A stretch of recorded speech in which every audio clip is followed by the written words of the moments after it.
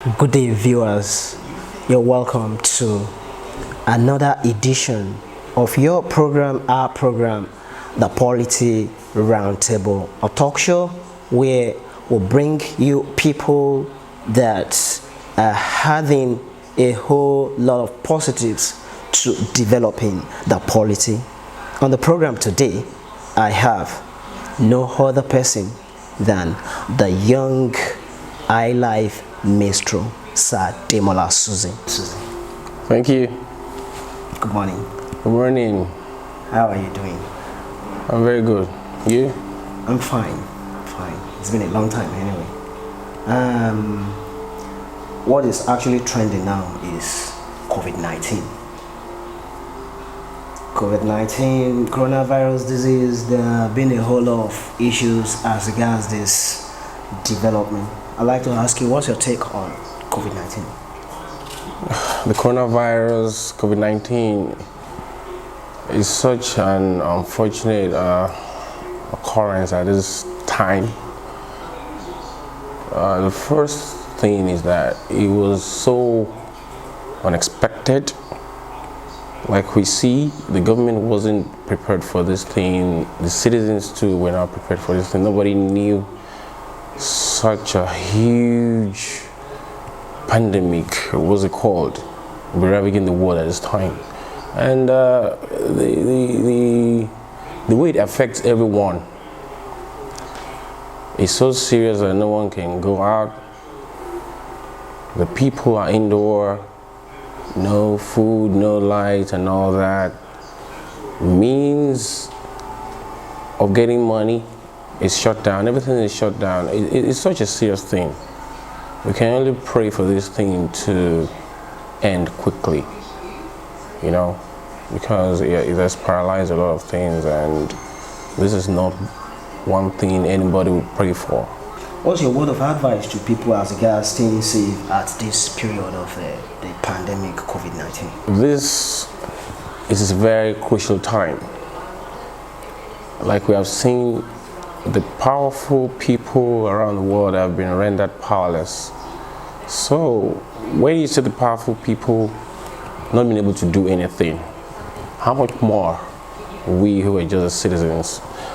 You know, like I said in one of my interviews recently, we just have to adhere to the directives of the government at this time, and especially all the rules given by the World Health Organization. Wash your hands frequently, you know, with soap and water. Try to get a pocket-size alcohol-based hand sanitizer with you everywhere you go. You know, you don't know, this virus is invisible.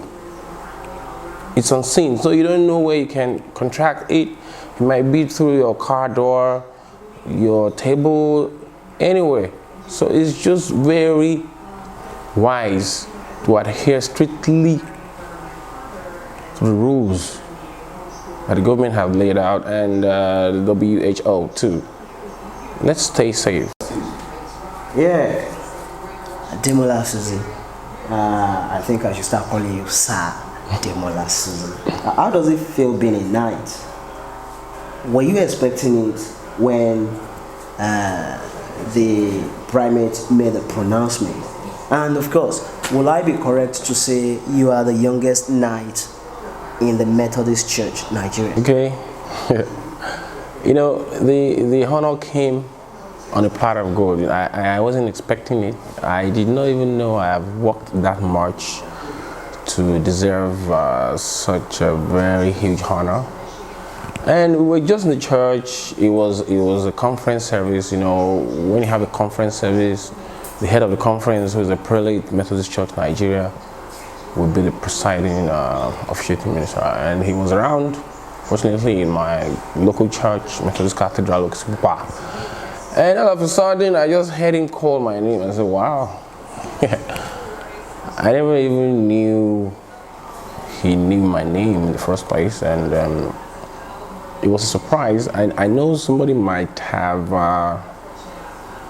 made a case for me, you know, But that's why I think it's good for anyone to keep doing good, do whatever you can, because it was a huge surprise. And I was given the night of Charles Wesley on the planet. He just called me. He said, I've heard about what you've been doing in the church, coming to play in the church, assisting the church with sound, assisting the church with some donations, musical equipment and all that. And he said, I'm coming. I want to quote him now. He said, I'm coming to Odiaye on May 19th, 2019. Yeah. And I'll make you Night of Charles Wesley. And you know, the whole place went agog, and myself, I was overwhelmed. And just like you mentioned, if you say I'm the youngest knight in the whole conference area of Methodist Church Nigeria, I'll say yes, because the uproar when the prelate announced he was going to make me a KCW was because of my age. If you look at, when we go to the Council of Knights, I look at everybody like my grandpa, fathers, you know. So I'm really grateful. Sir Demola Suzi, tell me of your sojourn into music. How has the journey been so far? All right, I would say, you know, when you wake up someday and say you want to be a lawyer, God will be looking at you like, really a lawyer? Because I wanted to be a lawyer, you know. And actually, I had an admission to study law in the University of Ibadan. But unfortunately, I was tricked and I had to forego the admission and came back to ADM College of Education, where I studied French. To cut a long story short, when I was in the children's choir, Methodist Cathedral, and I used to play drums. I used to do things that when the Sunday school superintendent was trying to teach us songs, like, people find it difficult to get what he's teaching. But in me, I'll be like, why do these people find this very difficult? Because I already knew what he was teaching them. Like, sing it this way. I already knew that we should sing that song this way. But the superintendent still has to explain to them a lot of time, correct them, but I already knew. Just like when I started drumming, I was in the Boys Brigade, Methodist Church October, and I was not a drummer. I was just a member of the Boys Brigade, and I'll be looking. When the captain was correcting the drummers and said, "This is not how you play the drums, this is not how you play the snare," you know, I became the number one snare drummer in the Boys Brigade, because just by default, like just by proxy, you know, I was there and the drummer wasn't drumming well, and the captain just said, "Can anybody come and try this?" My heart jumped up. I was like, "Oh," I just let me try, and I tried. He said, wow. So we have something like this, and from that day, they did not allow anybody to talk that snare drum except me. I've always found myself like that, because when I was growing up, I didn't have this parental backup to do music, so I was always scared to move towards band. When I was in secondary school, and we had other days, I came back to church, went to church, and the choir, there was nobody at times to play the organ, but I already knew how to play the organ. But my mom did not know, my dad did not know. You get? because I learned in school, in secondary school, we had a music room. There was a grand piano. When everybody had their leisure time playing football and all that, I was always in the music room with a grand piano. So I already learned how to play the piano and the organ. But back in my home church, nobody knew. My parents inclusive, they didn't know. So one day, there was a need for an organist, and I just walked up to the organ. And everybody was surprised, like, who's this small boy playing? I was 14. No, I was 13, you know. Same as the first day that I sang in church. So there was nobody to sing, like the lead singer. The space was vacant, and I took up the mic and I started singing. People were giving me money, and I didn't understand the reason they were giving me money, but obviously they liked what I was singing. So I didn't see myself as a musician. I didn't see myself as someone who commercialized music, singing in events and all that. Then people were telling me, you have to come sing in my wedding, you have to come sing. I said, I'm not a musician. They said, you are. A lot of people told me, you are. And something, that strikes us back. So we started, and we had a huge reception. People loved what we were doing, even though we were just little and we were just trying. But people loved what we were doing, and they kept giving us invitation to shows and all that.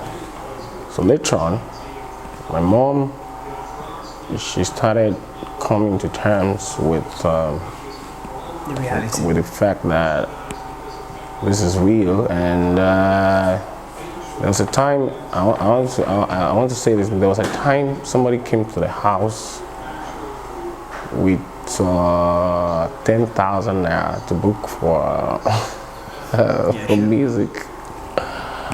And my mommy was so mad that, why are you trying to use money to entice my son?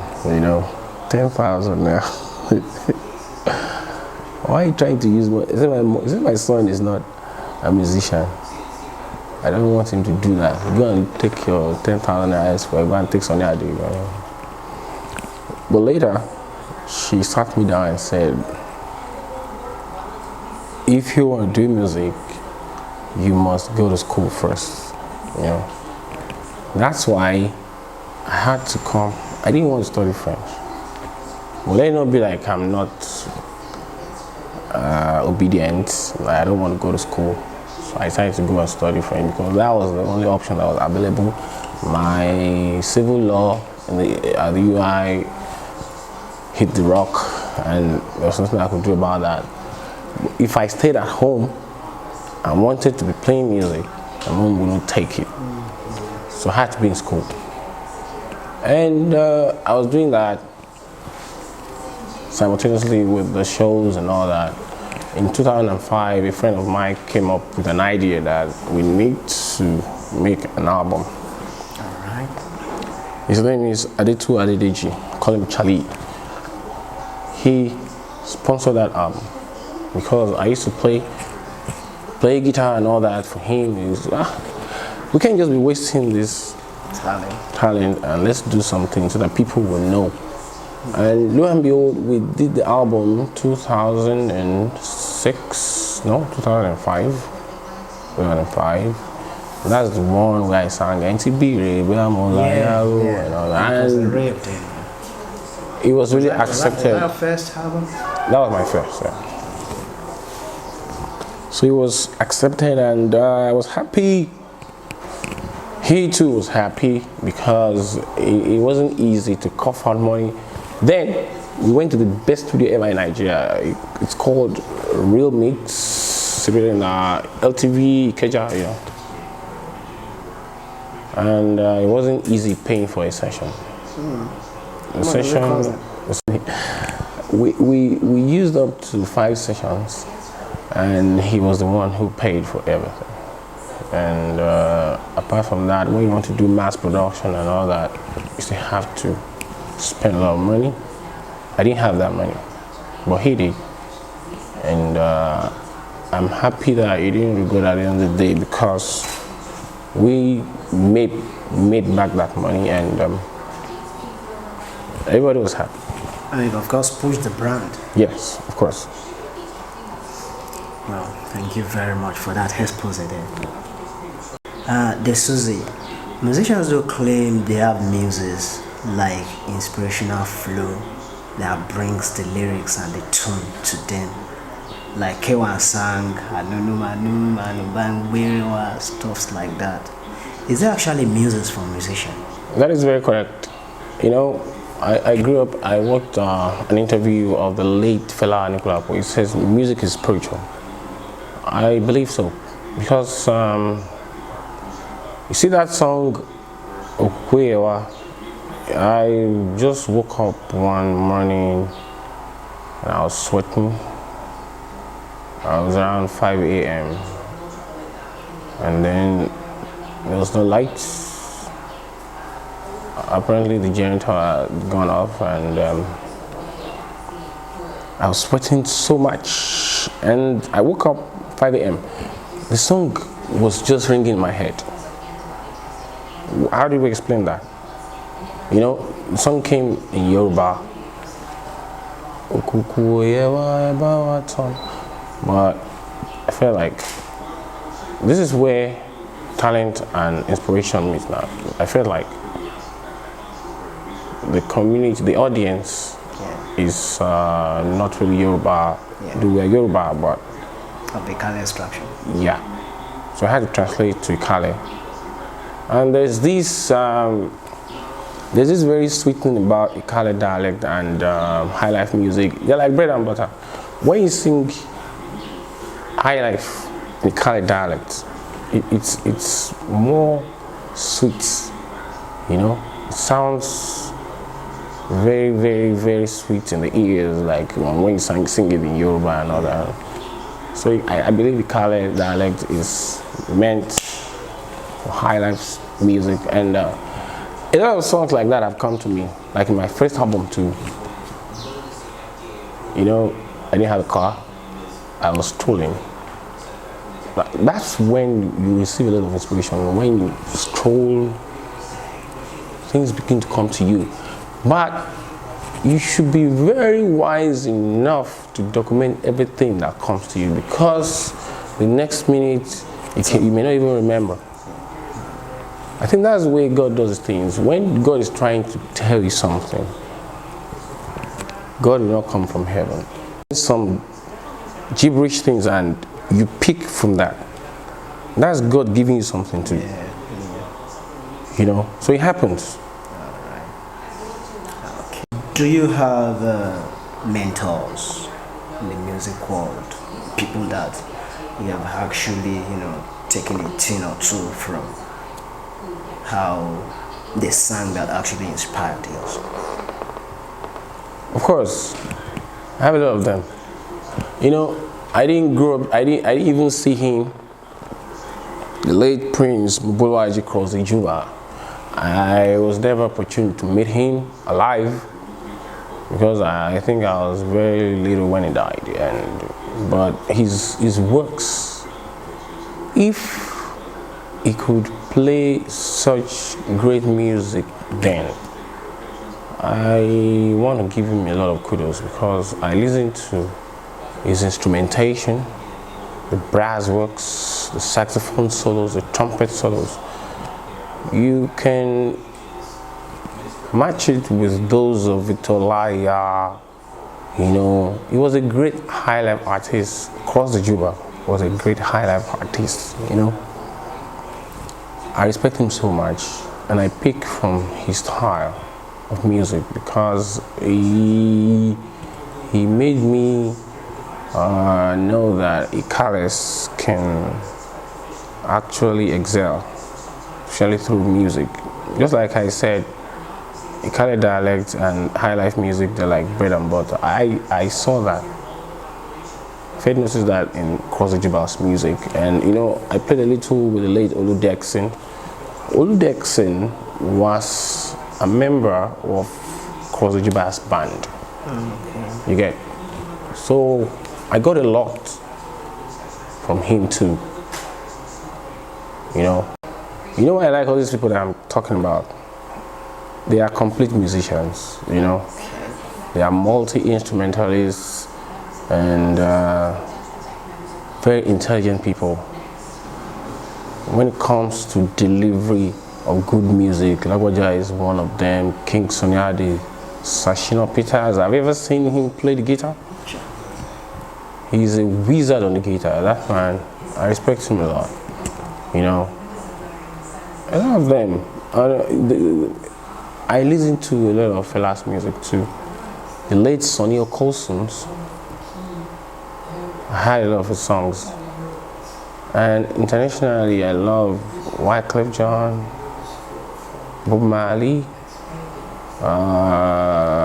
R. Kelly. They are such big inspiration. Because those guys, you notice all these people that I mentioned their name, they are multi-instrumentalists, all of them. So they give inspirations a lot. All right. We call it a wrap on the talk show. I want you to tell us the awards that the music, your foray into music has actually gotten. The latest award that I got was from Yoruba Films and Music Industry. They awarded me the best Juju musician in Nigeria. I wasn't expecting that. People voted and I won. Yovipa, right? Yumafa. Yeah. So I won that category and I'm very grateful. I'm not the best. To me, I don't think I'm not the only one who sings Juju. But if people voted me the best, I can only be grateful. You know. Okay. Well, viewers, this is Demola Suzi. Could you please sing for us like you have stated? Èmi ni Demola Suzi tí o fẹ́ kọ́kẹ́rẹ́ rí nílé orin. Ọmọọba Demola Suzi. Lulu fún wa ká máa jó ẹ bá mi pakuru mọ́. Yo ẹ jó dáadáa. Ẹ bá mi fi ṣan sí.